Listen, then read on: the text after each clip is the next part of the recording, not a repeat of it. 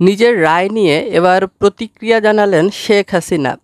তিনি বলেন, এতে কোনো কিছু আসে যায় না, আই ডোন্ট কেয়ার। মহান আল্লাহ রব্বুল আলামিন আমাকে জীবন দিয়েছেন, তিনিই জীবন নেবেন।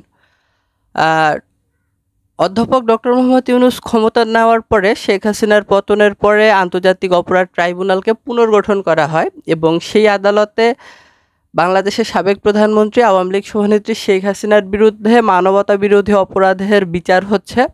আশা করা যায় খুব কঠোর শাস্তি হবে, সেটা মৃত্যুদণ্ড হতে পারে অথবা যাবজ্জীবন কারাদণ্ড, এরকম কঠোর শাস্তি হওয়ার একটা আশঙ্কা আছে। এই আশঙ্কা থেকেই শেখ হাসিনা বলেন, এই রায়ে আমার কোনো কিছু আসে যায় না, আই ডোন্ট কেয়ার।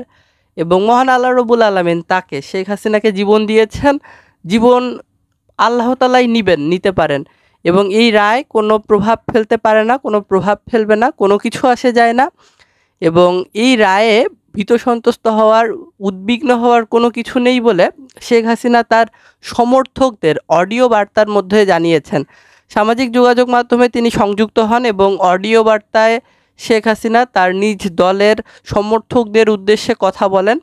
সেখানে তাকে বলতে শোনা যায়, ডক্টর ইউনূস একটি ক্যাঙ্গারু কোর্ট বসিয়েছেন, মানে যেটিকে নিয়ন্ত্রিত আদালত বলছেন শেখ হাসিনা, যেই কোর্ট একটি মেটিকুলাস ডিজাইনের অংশ হিসেবে আওয়ামী লীগকে নিশ্চিহ্ন করে দিতে চায়, শেখ হাসিনাকে নিশ্চিহ্ন করে দিতে চায় এবং তারা বাংলাদেশকে ধ্বংস করতে চায়। এরই অংশ হিসেবে শেখ হাসিনার বিরুদ্ধে বিচারের নামে একটি প্রহসন চলছে এবং এই রায় ঘোষণার মধ্য দিয়ে মূলত তারা বাংলাদেশকে পিছিয়ে দিতে চায় এবং বাংলাদেশের যে অর্জনগুলো আছে সেগুলোকে নষ্ট করতে চায় বলে অভিযোগ করেন শেখ হাসিনা। শেখ হাসিনা বলেন, আওয়ামী লীগের শিকড় অনেক বেশি গভীরে, বাংলার মাটির অনেক বেশি গভীরে।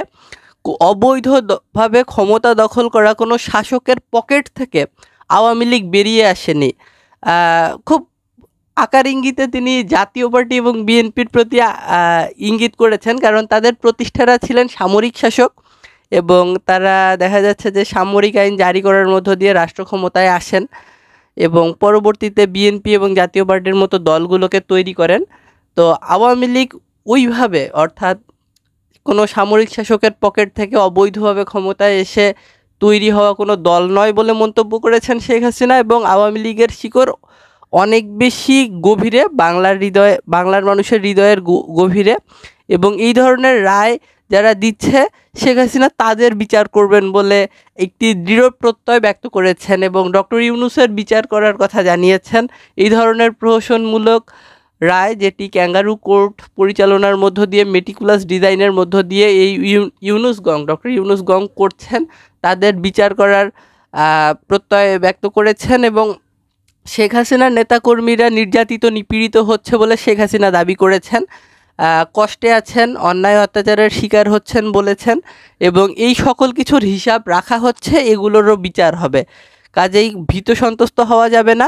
এবং শেখ হাসিনা খুব মজার কিছু দাবি করেছেন যে তিনি যখন ক্ষমতায় ছিলেন দেশ অনেক ভালো ছিল, অনেক ভালো চলতো, মানুষ ভালো ছিল, কিন্তু শেখ হাসিনা চলে যাওয়ার পরে দেশটি ভালো চলছে না, মানুষের দারিদ্রতা বেড়ে গেছে, আয় কমে গেছে, কর্মহীনতা তৈরি হয়েছে, মানুষের মধ্যে অভাব সংকট দেখা দিয়েছে এবং মানুষ ভালো নেই এবং এই দেশটিকে, বাংলাদেশকে ধ্বংসের পায়তারা করছে ইউনূস গং। তো এটির বিচার করবেন শেখ হাসিনা এবং শেখ হাসিনা যেটি দৃঢ়ভাবে বলেন, আই ডোন্ট কেয়ার, আমার এই রায়ে কিচ্ছু আসে যায় না, সেটা ফাঁসি দেখ, যাবজ্জীবন কারাদণ্ড দেখ, এটা কোনো ব্যাপার না, আমার জীবন দিয়েছেন মহান আল্লাহ রব্বুল আলামিন, তিনিই আমাকে রাখবেন, যখন ইচ্ছে হবে তখন তিনিই আমাকে নেবেন। এমনটি রায় সম্পর্কে শেখ হাসিনার অভিমত।